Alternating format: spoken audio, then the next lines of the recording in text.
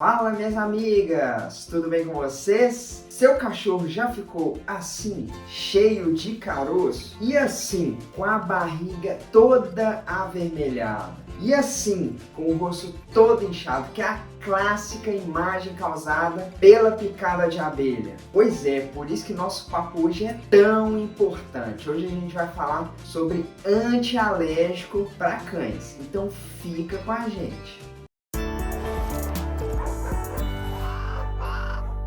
Bom, pessoal, meu nome é Marco, eu sou médico veterinário aqui da Zoomédica e o antialérgico tem que fazer parte da sua caixinha de emergência para o seu cão. Todo mundo que tem animal de estimação tem que ter caixa de primeiros socorros. E a gente já fez vídeo aqui ensinando você a montar passo a passo o kit primeiros socorros para cães e gatos, para você salvar a vida do seu cachorro quando ele mais precisar. Então, o card está aqui, acessa lá e monta sua caixinha de emergência. O vídeo ficou muito bom e coloca tudo que você precisa para montar essa caixa e poder salvar a vida do seu pet. E eu não falo isso à toa, eu falo isso pois a imagem que mostramos no início do vídeo pode ser resolvida utilizando um simples antialérgico. E o antialérgico salvaria aquele animal. E é triste ver que você poderia salvar um animal utilizando um simples medicamento que é um antialérgico. Fora que, caso isso não seja resolvido de modo imediato, pode levar sim o animal a óbito, já que nessas alergias incha tudo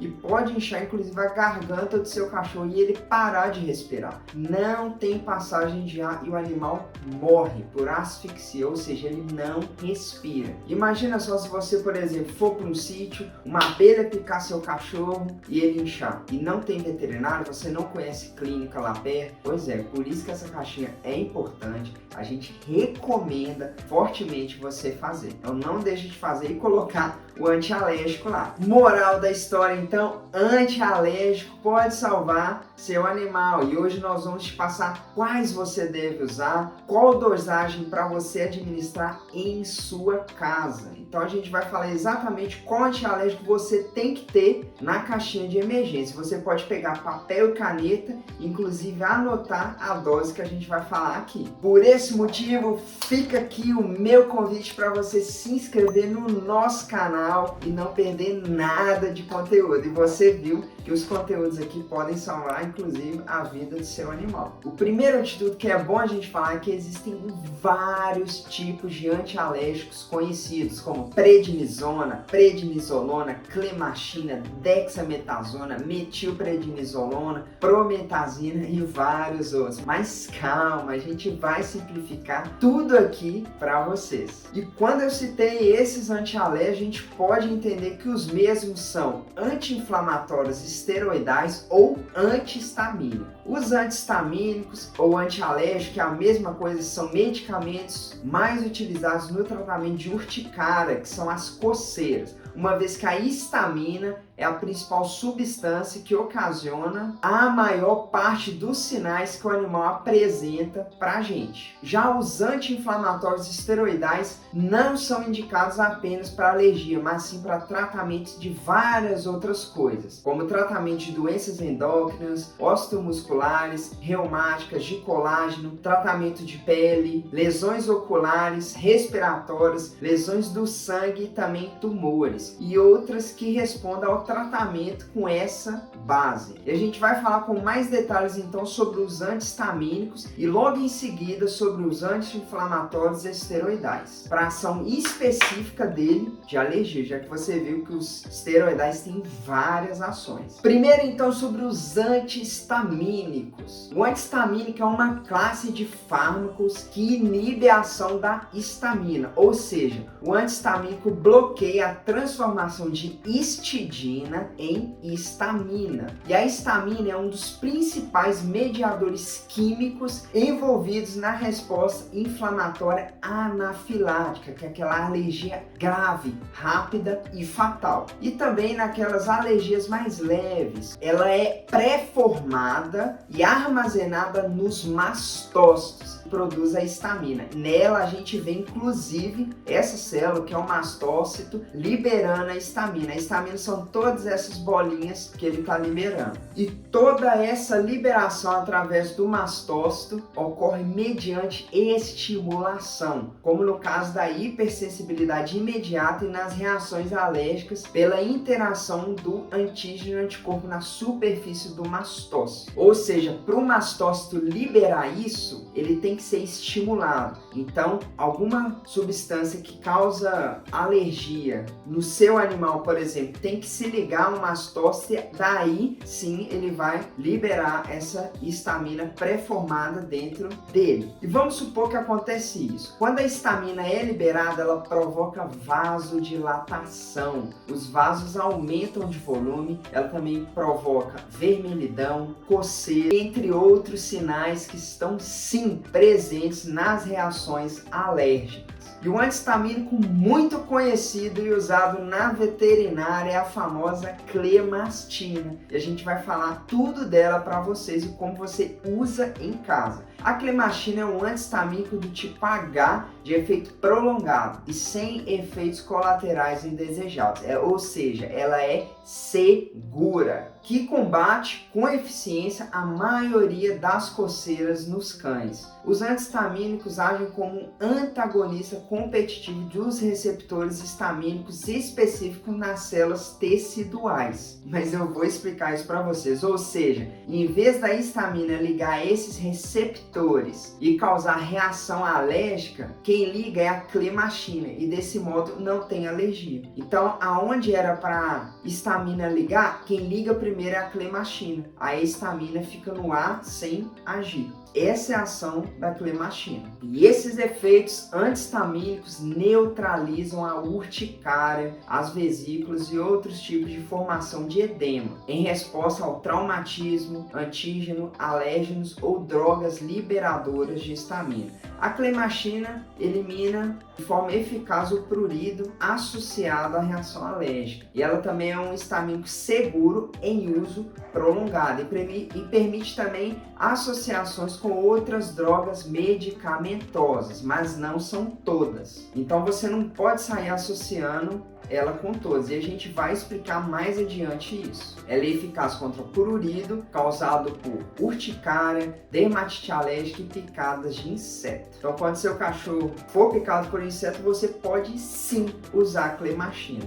E como você usa essa substância? A dose recomendada é de 0,07 mg de clemastina por quilo de peso corpóreo. Anotou? 0,07. E eu vou dar um exemplo também para vocês entenderem melhor. Vamos supor que seu cachorro tem exatamente 10 quilos, para simplificar a nossa conta. Eu não falei que é 0,07 miligramas por quilo de peso vivo? Se o cachorro tem 10 quilos, é 0,07 vezes 10, que vai dar 0,7 miligramas para o seu animal de 10 quilos. Então é simples calcular, é só você fazer isso em casa e conseguir salvar seu animal se ele precisar. Mas nem tudo são flores. Agora a gente vai passar para os efeitos colaterais da clemastina. E a administração de antihistamínico pode apresentar efeito sedativo, que se manifesta por sonolência ou então ataxia, que é aquele desequilíbrio. E superdosagens desse medicamento podem provocar irritabilidade, convulsões, hiperpirexia, que é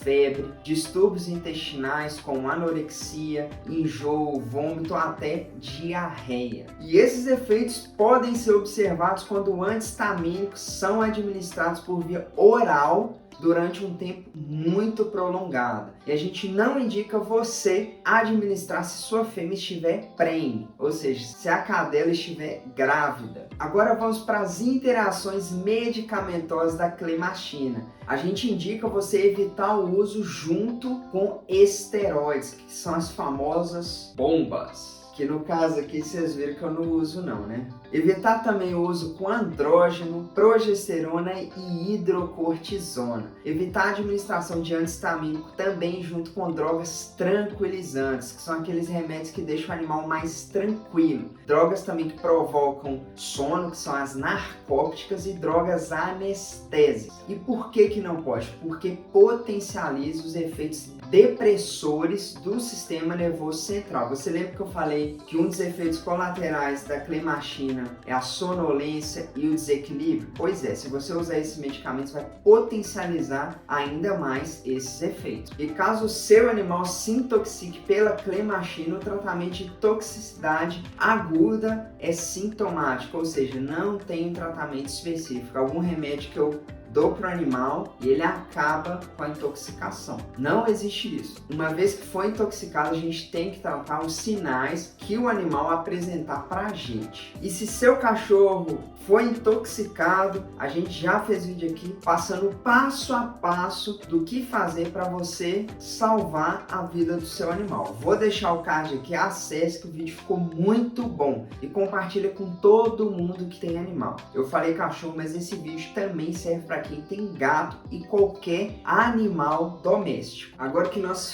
finalizamos a clemachina e você sabe tudo sobre ela, inclusive como você utiliza em casa, eu vou falar a outra classe de antialérgicos, que são os anti-inflamatórios esteroidais. Aí você pode optar ou por usar a clemachina ou esse agora, que são os famosos corticoides. E a gente também vai passar tudo dos corticoides igual a gente passou da clemachina, inclusive a dose para você usar em casa. Então esses anti-inflamatórios esteroidais também são conhecidos como os corticoides ou corticosteroides ou simplesmente cortisona, e são remédios sintéticos, ou seja, produzidos em laboratório com base em hormônios produzidos pelas glândulas adrenais, que são essas glândulas que estão aparecendo para vocês, essas glândulas amarelinhas que fica, vamos dizer assim, em cima dos rins e que possuem uma potente ação anti-inflamatória. E esses corticoides podem ser prednisona, prednisolona, dexametasona e muitos outros. Eles são indicados para cães com patologias de caráter inflamatório ou, no nosso caso aqui, alérgico. E como você usa eles? Deve ser iniciada uma dose mais alta, que é mantida até que você consiga a resposta, que é o resultado que você quer, o que normalmente ocorre no período de 2 a 7 dias na maioria das doenças ou alergias. E assim que essa resposta obtida for satisfatória, a dose diária deve ser reduzida de modo gradual, ou seja, aos poucos, para finalização do tratamento. Isso que eu estou falando que é o nosso caso aqui, nos casos de doenças agudas, que é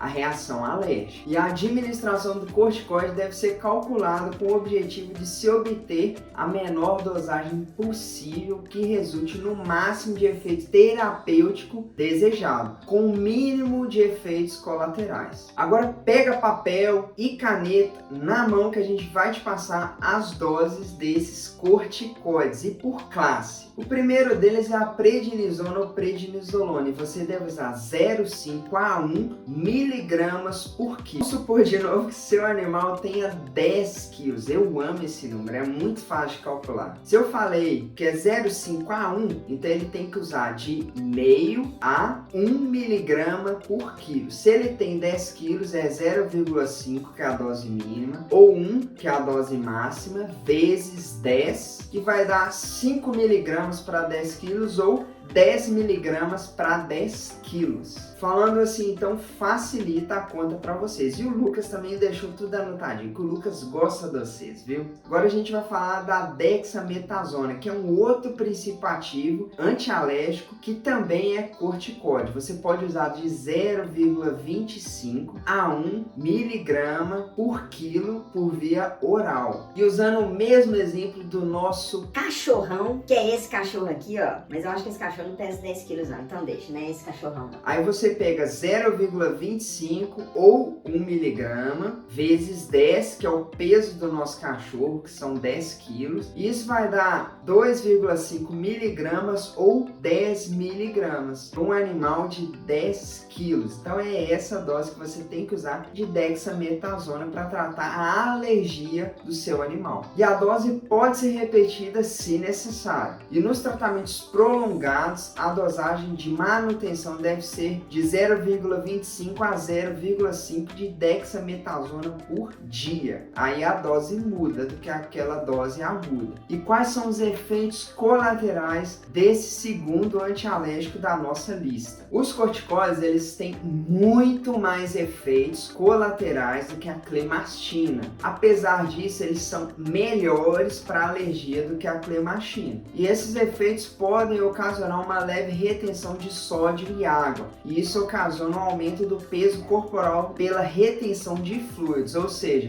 o animal fica inchado ou barrigudo. Em consequência disto, a dose recomendada não deve ser excedida e os animais submetidos a essa terapia com os corticoides devem estar sob constante supervisão do seu veterinário de confiança. Mas essa supervisão mais em cima, a gente indica mais nos casos de uso prolongado do medicamento ou então quando você utiliza várias e várias vezes na vida do animal. E além desse inchaço, o uso de corticoide pode causar um aumento de volume de líquido dentro do vaso sanguíneo. Ou seja, agrava os casos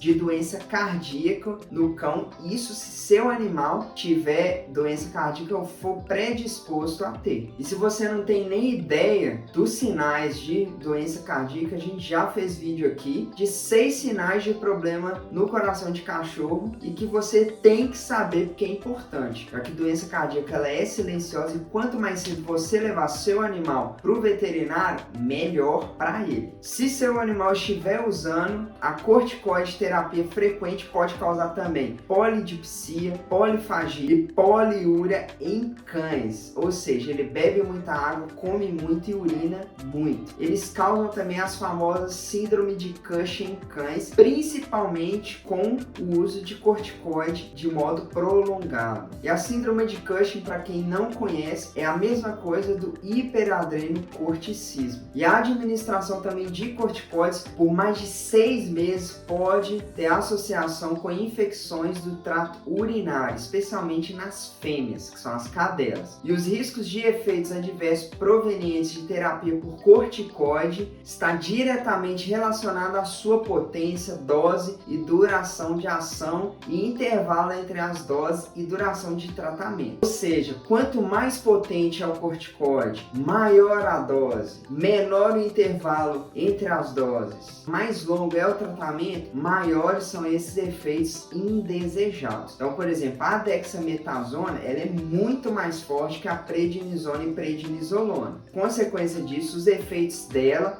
vão ser maiores que a da prednisona e a prednisolona. Mas se seu animal for picado por abelha, por exemplo, a gente indica você dar dexametasona, que ele precisa de uma potência rápida ali, já que ele pode sim vir a óbito por causa dessa alteração. E quais são as contraindicações dos corticoides? Os corticoides devem ser usados o mais criteriosamente possível em animais com doenças infecciosas, animais com úlcera de cólias, hemorragia, perfurações gastrointestinais, pancreatite, doença do intestino, doença renal, animais com problema de coração por causa daquela retenção que eu falei, diabetes mellitus ou animais em fase de crescimento, que são os filhotes. A gente não recomenda também você administrar em fêmeas gestantes ou fêmeas lactantes, que são aquelas que estão amamentando os filhotes. E não administrar também em animais com infecções fúngicas, porque diminui a imunidade do animal e o fungo vai e prolifera. E como a gente falou de diabetes, vou deixar um vídeo aqui muito bom, que é xixi de cachorro ou de gato com formiga. Será que é diabetes? Então, para você entender mais sobre diabetes mellitus em cães, que assim como a doença cardíaca é também uma doença